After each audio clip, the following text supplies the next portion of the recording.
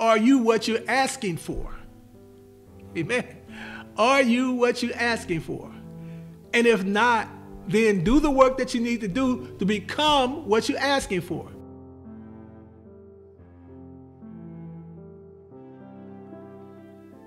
Our lesson subject this morning is Ruth and the Redeemer. We're going to study about Ruth, the Moabitess, and the Redeemer, which was her husband Boaz.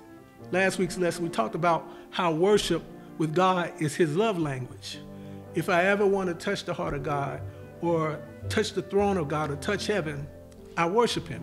That's his love language. That's how God identifies our love and adoration for him, is through our worship. It's how we relate and connect with him through our worship.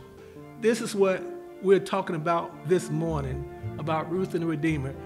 She was a woman of virtue, a woman of moral excellence, a woman of high character, and she's going to attract a man of virtue, a man of moral excellence, and a man of high character. See, we say we are what we attract, and people don't believe it. People say, "Oh no, I'm not what I am, what I attract. I am what I accept."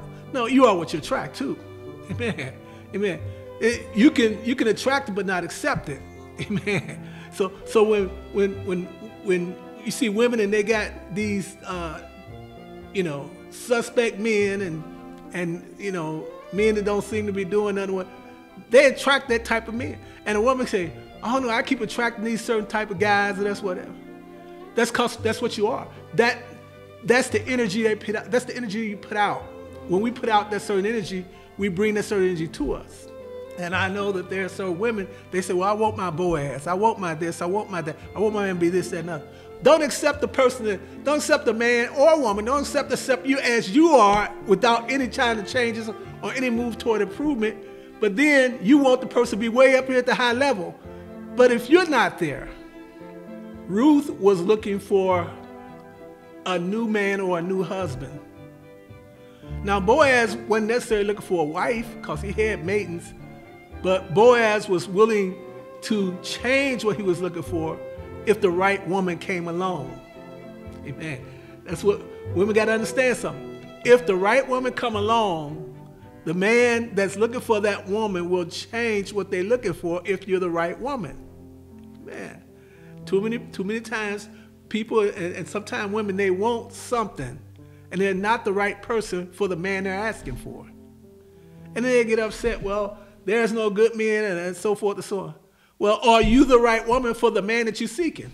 We kind of bring it over to how some things work here in society. He out there and he doing this thing, he's surveying his property, his land, and all of a sudden he see this beautiful, beautiful woman over there. Say, who's that? Who that? Who's that? she catches that. Who's that? Now, she caught his eye because of her beauty, but he's seen a beauty within her also. Ruth chapter 2, verse 8. It says, "Then said Boaz unto Ruth, Hearest thou not, my daughter? Go not to glean in another field, neither go from hence, but abide here fast by my maidens."